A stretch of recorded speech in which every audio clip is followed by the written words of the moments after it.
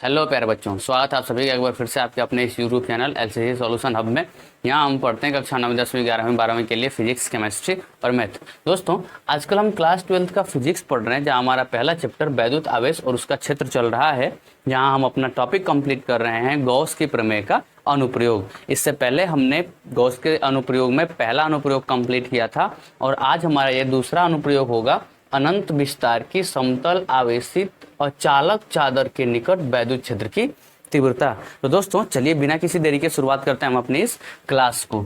यहाँ हम देखेंगे कि किसी आवेशित और चालक चादर के निकट वैद्युत क्षेत्र की तीव्रता कितनी होगी। चादर बोला जा रहा है तो हम भी यहाँ पर एक चादर बना लेते हैं। मान लेते हैं कि यह एक चादर है और इस चादर में कोई चालक तार रखा हुआ है। तो हम ऐसे इस चालक में कहते हैं कि चालक कैसा होना चाहिए, आवेशित होना चाहिए। तो मान लेते हैं कि यह जो चालक है धन आवेशित है। मान लिया कि यह जो चादर हमने बना रखा है, यह चादर कैसे धन आवेशित है। तो पूरे चादर पर हम ऐसे धन आवेशित बना लेते हैं। इससे पहले वाले लेक्चर में हमने कंप्लीट किया था गॉस के अनुप्रयोग का पहला टॉपिक। यदि अभी तक आपने हमारे उस पहले लेक्चर को नहीं देखा है तो ऊपर आई बटन पर क्लिक करके आप हमारा पहला लेक्चर आसानी से देख सकते हो। तो हम यहाँ पर एक चादर बना दिए हैं और इस चादर में हम एक चालक तार स्वैप करा देते हैं। मान लेते हैं कि यह एक चालक तार है जो इस पृष्ठ के इस पार से उस पार की ओर जा रहा है।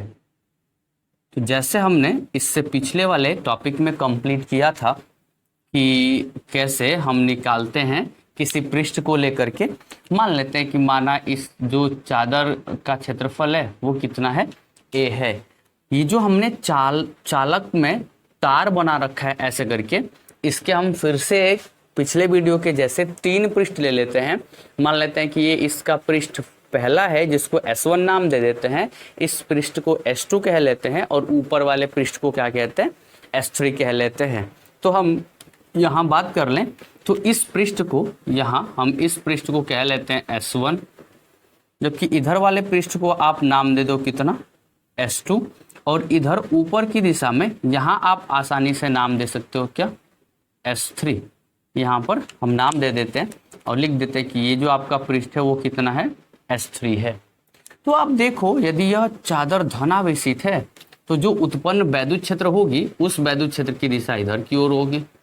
ये आपकी वैद्युत क्षेत्र की दिशा हो गई और इधर पीछे की दिशा में वैद्युत क्षेत्र की दिशा हो गई। आसानी से हमने स्वैप करा लिया। मान लेते हैं कि माना इस S1 पृष्ठ पर एक लघु अवयव ले लेते हैं और इस लघु अवयव का क्षेत्रफल ले लेते हैं कितना, ds1। इधर वाले पृष्ठ पर भी एक लघु अवयव ले लेते हैं और इसका क्षेत्रफल ले लेते हैं कितना, ds2। जबकि इस ऊपर वाले क्षेत्रफल पर भी एक लघु अवयव ले लिया और इसका क्षेत्रफल हमने लिख दिया कितना, ds3 लिख देते हैं। तो अब हम यहाँ देखें कि यह जो चादर है इस चादर का क्षेत्रफल a है और यह चादर धनावेशित है। यह चादर धनावेशित है।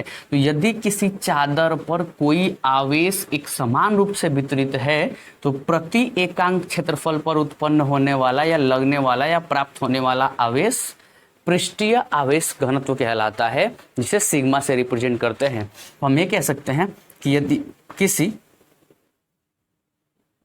चालक के एक समान आवेशित चादर के प्रति एकांक क्षेत्रफल पर आरोपित आवेश पृष्ठीय आवेश घनत्व कहलाता है।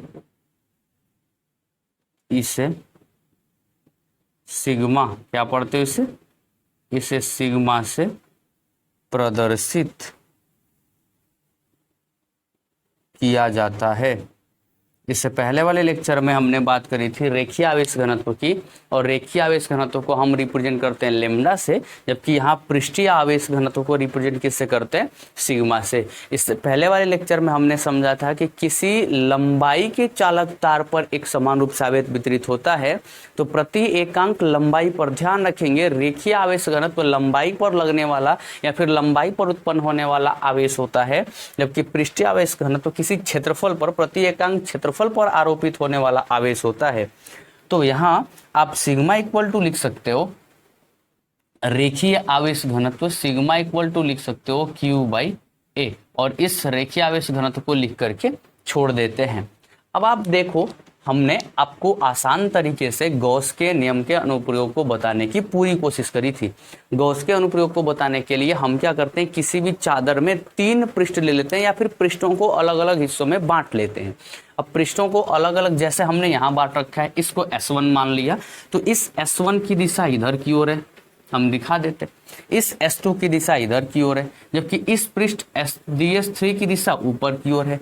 तो हम मान लेते हैं तीनों साइड में अलग अलग 3 पृष्ठ हैं, S1, S2, S3 है। इन तीनों से गुजरने वाले वैद्युत फ्लक्स की कैलकुलेशन करेंगे और फिर अंत में तीनों को क्या कर देंगे, जोड़ देंगे। तो यहां हम स्टार्ट करते हैं, कहते हैं कि पृष्ठ S1 के लघु भाग DS1 से गुजरने वाला वैद्युत फ्लक्स। अब आप देखो, गुजरने वाला वैद्युत फ्लक्स d∅1, और d∅1 इक्वल टू होता है क्या है, E इंटू के ds1। ये आप लिख सकते हो या इसी को लिख सकते हो E ds1 cos थीटा, और यहां पर आप लिख लोगे क्या, d∅1। अब संपूर्ण पृष्ठ S1 से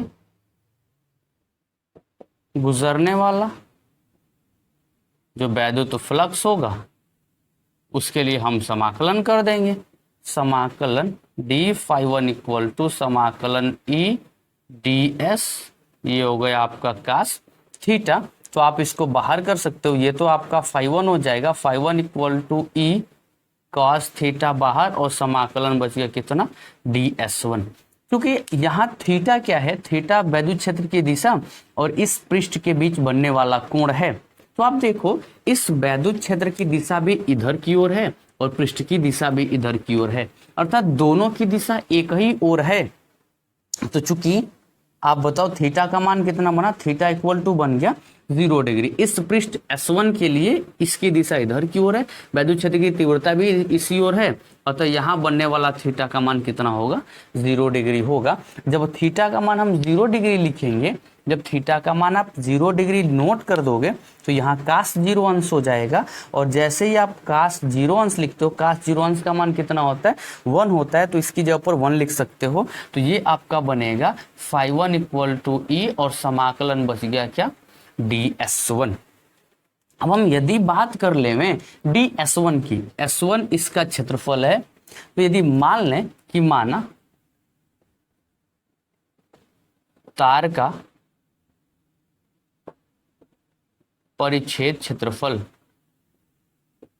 A हो, तो संपूर्ण, अब आप बताइए, इसका क्षेत्रफल हम A मान लेते हैं, तो ये पूरे S1 का क्षेत्रफल मतलब ds1 का मान कितना होगा, EA हो जाएगा। तो अब आप यहां से लिख सकते हो ∅1 इक्वल टू, आसानी से क्या लिख पाओगे, E इंटू के लिख लोगे A। तो आपने ∅1 की वैल्यू निकाल लिया। अब ठीक ऐसे ही ∅1 की वैल्यू S1 के लिए निकाले, तो इस S2 के लिए ∅2 की वैल्यू निकालोगे। तो यहां आप लिख लेते हो कि S2 के पृष्ठ, S2 के लघु भाग ds2 से गुजरने वाला फ्लक्स। अब आप ds2 ले लिए हो, तो गुजरने वाला फ्लक्स भी ले लो, d∅2 इक्वल टू यहाँ हो जाएगा E इंटू के कितना, ds2 आसानी से लिख सकते हो।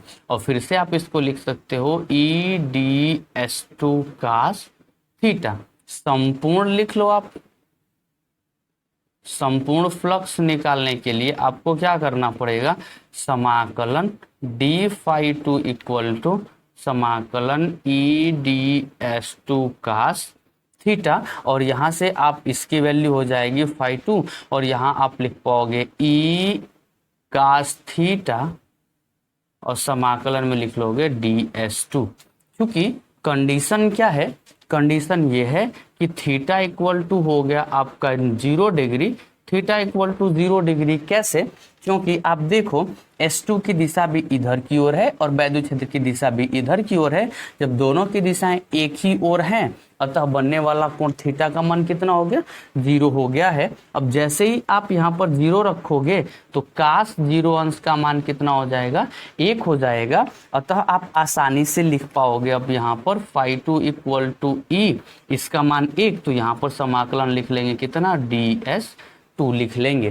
लेकिन यहाँ ds2 क्या है वो आप देख लो, ds2 इस पृष्ठ का क्षेत्रफल है। तो अब बताओ, जितना क्षेत्रफल यहाँ होगा उतना ही क्षेत्रफल यहाँ होगा। जब इसका क्षेत्रफल a है तो इसका क्षेत्रफल भी कितना होगा, a होगा। अतः ds2 की जगह पर भी a लिख लोगे तो ये हो जाएगा phi to equal to E into के कितना, a हो जाएगा। तो हमने क्या किया, इस पृष्ठ S1 से गुजरने वाला फ्लक्स फाई 1 निकाल लिया, पृष्ठ S2 से गुजरने वाला फ्लक्स फाई 2 निकाल लिया। ठीक ऐसे ही पृष्ठ S3 से गुजरने वाला फ्लक्स निकालेंगे, लेकिन उससे पहले आप इसका स्क्रीनशॉट ले लो, फिर हम इसको इरेज करके आगे क्लास पढ़ाते हैं। ठीक है, ले लिया आपने स्क्रीनशॉट। ठीक है, अब हम इसको इरेज कर देते हैं। दोस्तों आप इसका अच्छे से नोट्स बनाएंगे ताकि हमें कहीं मिस्टेक हो तो हम नोट से एक बार देख करके पूरा कंफ्यूजन दूर कर सकें। साथ ही साथ इस वीडियो को आप अपने दोस्तों के साथ शेयर भी करते रहिएगा, जिससे उनकी पढ़ाई भी और आसान होती रहे। तो हमने S1 और S2 से तो निकाल लिया। अब हम कहते हैं कि पृष्ठ S3 से गुजरने वाला फ्लक्स। अब बताओ, पृष्ठ S3 से गुजरने वाला जो फ्लक्स होगा वो आपका हो जाएगा ds3 equal to E into के कितना लिखें, sorry D phi 3 equal to लिख लेंगे ds3। क्योंकि इसको आप हटाओगे तो आसानी से लिख पाओगे डी फाई 3 इक्वल टू के ई ds3 कॉस थीटा। अब आप देखो यह ds की दिशा, ध्यान से देखिएगा, पृष्ठ की दिशा ऊपर की ओर है, इस पृष्ठ की दिशा ऊपर की ओर है, जबकि क्षेत्र की दिशा इधर की ओर है, इधर की ओर है। अतः पृष्ठ की दिशा ऊपर और इसकी दिशा इधर की ओर। ये दोनों को ध्यान से देखें तो ये दोनों एक दूसरे के लंबवत हो जा रहे हैं, और लंबवत हो जाएंगे तो थीटा की जो वैल्यू होगी वो कितनी आएगी, 90 डिग्री आएगी। अब जब आप कास 90 अंश रखोगे तो कास 90 अंश का मान कितना होता है, 0 होता है। अतः इसका मान 0 रख दोगे तो आप खुद ही बताओ। अब यदि आप रखो संपूर्ण फ्लक्स निकालने की आप कोशिश करेंगे तो समाकलन डी फाई 3 इक्वल टू समाकलन E d S 3 cos theta रखोगे। अब आप ये तो फाई 3 हो जाएगा और यहाँ से ई कॉस थीटा बाहर आ जाएगा और समाकलन लिख लेंगे कितना, ds3। कास थीटा की जगह पर 90 डिग्री रखना है तो इसकी वैल्यू 0, तो अतः फाई 3 इक्वल टू, यदि यहाँ 0 रख देंगे तो सारा मान 0 हो जाएगा।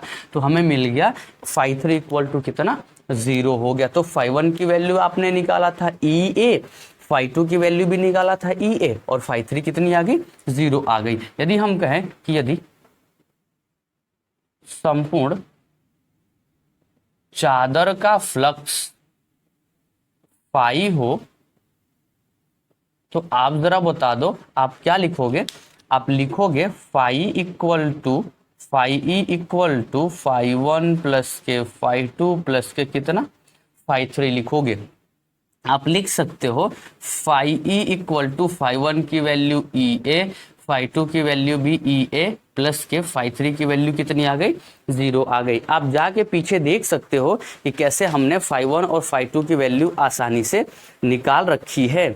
अब आप यहाँ पर जरा सिंपली मेंशन करते हैं, फाई ई की जो कुल वैल्यू हो जाएगी वो आपकी हो जाएगी 2EA, अर्थात इस पूरे चालक से, पूरे चादर से गुजरने वाले कुल फ्लक्सों की संख्या 2EA हो जाएगा, जहां E वैद्युत क्षेत्र है, वैद्युत क्षेत्र है, जबकि A उसका क्षेत्रफल है।